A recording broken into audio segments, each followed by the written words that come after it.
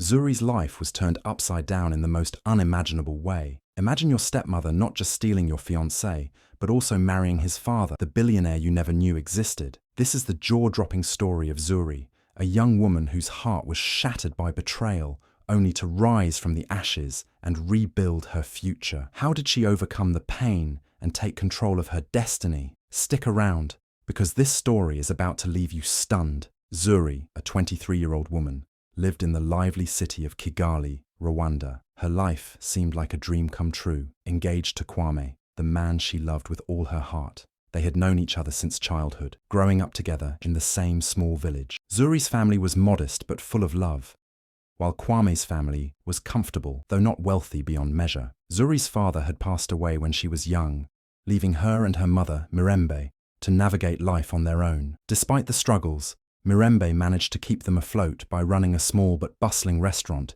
in the heart of the city. They might not have had much, but they had each other, and that was all that mattered to Zuri. But little did Zuri know, her world was on the brink of falling apart, and the person who would destroy everything was someone she trusted the most. Her stepmother, Adama, the woman Zuri had welcomed into her life, would soon become the one to shatter her happiness in ways she never saw coming. Zuri and Kwame's relationship seemed like a fairy tale. They had known each other since childhood, growing up together in the same village. Their love story was one that everyone admired. Kwame, with his warm smile and confident charm, was always by Zuri's side. He had big dreams, and so did Zuri. Together they talked about the future they would share. Zuri envisioned owning her own business one day, and Kwame was determined to follow his father's footsteps in the family's successful business. Everything about their engagement felt perfect. It was a simple yet joyful celebration, surrounded by their closest family and friends. Zuri's mother, Mirembe, beamed with happiness as she saw her daughter's dream of marrying the man she loved come true. There were hugs, laughter, and warm wishes for the couple's future. Life felt promising, and Zuri believed that nothing could come between her and Kwame. They had everything ahead of them: love, dreams, and a shared vision for the life they were about to build together. Enter Adama, Zuri's stepmother. At 35, she was beautiful, elegant, and had a certain sophistication that immediately drew people's attention. Adama had married Zuri's father shortly before he passed away, and her charm quickly made her a part of Zuri's life. Zuri's mother, Mirembe, found in Adama someone who could help support the family, and so she welcomed her into their home without hesitation. At first, Zuri wasn't sure what to make of Adama. She wasn't thrilled to share her space with another woman, especially not after her father's passing. But over time, Zuri saw a different side of Adama. She saw how Adama worked hard to support the family, and how she treated Mirembe with kindness. Slowly, Zuri began to accept her stepmother, though she still kept her guard up. But something about Adama started to feel off. Zuri noticed how overly friendly and flirtatious Adama was with Kwame. It wasn't just polite, it was too much. Whenever they were together, Adama would laugh a little too loud, touch his arm a little too often, and make long eye contact that made Zuri uneasy. Zuri told herself it was just harmless politeness, nothing more. After all, Adama was older and had a certain confidence that made people act this way. She tried not to think much about it, but the feeling that something wasn't right never really went away. As the days went by, something in Kwame began to change. He started pulling away from Zuri. The warm, loving man she had known for years began to act distant. He wasn't as affectionate as he once was, and the deep conversations they used to share became less frequent. Zuri was confused. Was it stress from the wedding planning, or something else? She tried to reach out to him, but he became colder with every attempt. The person who had once told her everything now barely spoke to her at all. Then, one evening, as Zuri sat quietly in the living room, she overheard a conversation between Kwame and Adama. They didn't know she was there, hidden around the corner, but Zuri could hear them clearly. They were talking in whispers, their voices full of secrecy. Zuri's heart raced as she heard them discussing plans. Plans that didn't include her. They didn't say it outright, but Zuri knew deep in her gut that something was terribly wrong. She couldn't put all the pieces together yet, but the feeling of betrayal was undeniable. What was going on between them? Zuri never saw it coming. One evening, Kwame showed up at her house, his face cold and unreadable. She smiled when she saw him, hoping he had come to explain his recent distance. But the moment he opened his mouth, her entire world shattered. "I can't marry you, Zuri," he said. His voice was emotionless, like he had already moved on. Her heart pounded. "What? Kwame, what are you saying?" "I love someone else," he admitted, looking away. Zuri felt like she had been struck. The man she had loved for years, the one she had planned a future with, was saying these words so casually. But what he said next was worse than anything she could have imagined. "It's Adama." Silence filled the room. The name echoed in her head. She blinked, hoping she had misheard. "My stepmother." Kwame sighed. "We've been seeing each other for months. We're getting married." Zuri's knees felt weak. The air in the room grew heavier, suffocating her. Her stepmother, the woman she had trusted, the woman who had acted like family. The betrayal was unbearable. "It was the most painful moment of my life," Zuri would later recall. "The man I loved, the man I trusted, had fallen for the one person I never expected, my own stepmother." Kwame didn't even look guilty. To him, it was already decided. He had chosen Adama over her, and there was nothing left to discuss. "I hope you understand," he said before leaving. Understand? How could she? The two people she trusted the most had destroyed her life without a second thought. For days, Zuri locked herself in her room, unable to eat, unable to sleep. The pain was unbearable. She kept replaying Kwame's words, trying to make sense of it all. But there was no explanation that could take away the ache in her chest. The news spread quickly, and the entire community was in shock.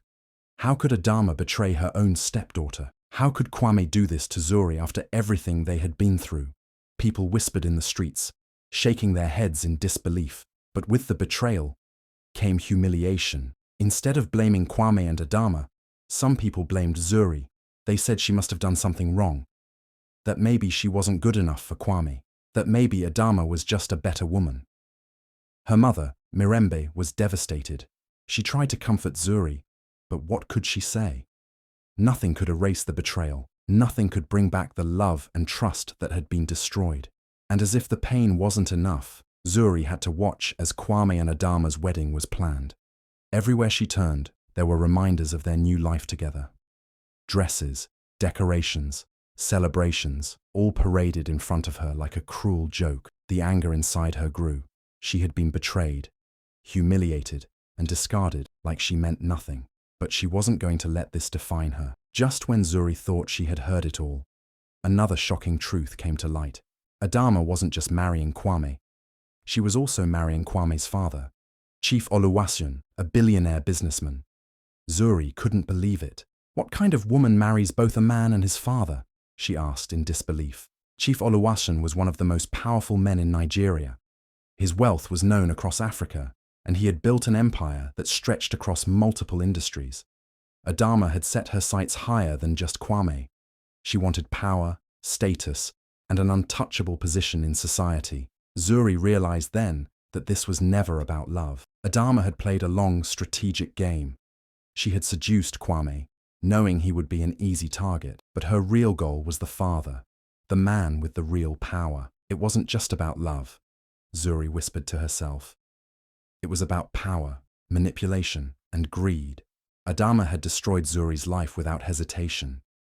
And now, she was about to step into a life of unimaginable wealth, leaving behind the people she had betrayed without a second thought. But Zuri wasn't done yet. She had lost everything, but she wouldn't stay broken forever. The betrayal had taken away her happiness, but it had also ignited something inside her. Something stronger than pain, and one day she would make sure they all regretted what they had done. Zuri refused to let her pain define her. She had spent too long mourning, too long feeling like a victim. Enough was enough. She wiped her tears and made a promise to herself. She would rise above the betrayal, not just to prove a point, but because she deserved better.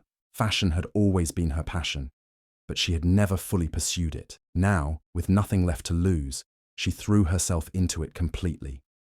She spent hours sketching designs, sewing fabrics, and creating pieces that reflected her emotions, strength, resilience, and transformation.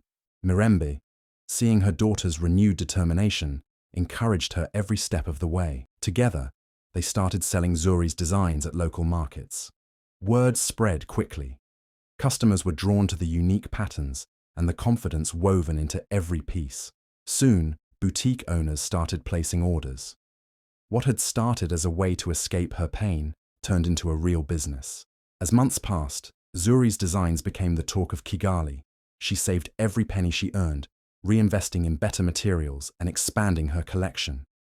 Eventually, she opened her own boutique in the heart of the city.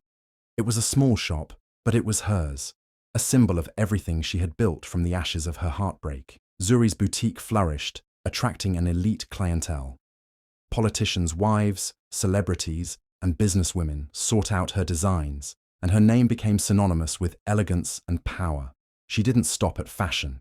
With her growing success, she invested in real estate and opened multiple fashion retail stores. Her empire was no longer just a dream, it was a reality. The girl who had once been humiliated and betrayed had now become one of the most influential women in Rwanda. People who once pitied her now admired her, and those who had doubted her, they watched in silence, realizing they had underestimated her strength. Then, fate brought an unexpected twist. Years later, Zuri received an invitation to an exclusive fashion event in Abuja, Nigeria. It was one of the most prestigious gatherings in the industry, attended by the wealthiest and most powerful figures in Africa. She walked into the event with confidence, her presence commanding attention.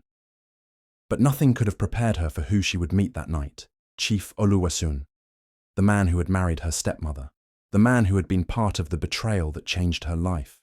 He approached her with a small, knowing smile. "I never thought I'd see you again, Zuri," he said, his voice filled with something she hadn't expected: respect. Zuri met his gaze without flinching. "And yet, here we are," she replied smoothly. "I've watched your journey from a distance," Chief Oluwaseun admitted. "I must say I'm impressed. You built an empire from nothing. That takes strength." Zuri tilted her head, a smirk playing on her lips. "Betrayal teaches you things, Chief. It either destroys you or forces you to become someone unstoppable. I chose the latter. For the first time, the powerful billionaire wasn't the one in control. He wasn't looking at a broken girl from the past.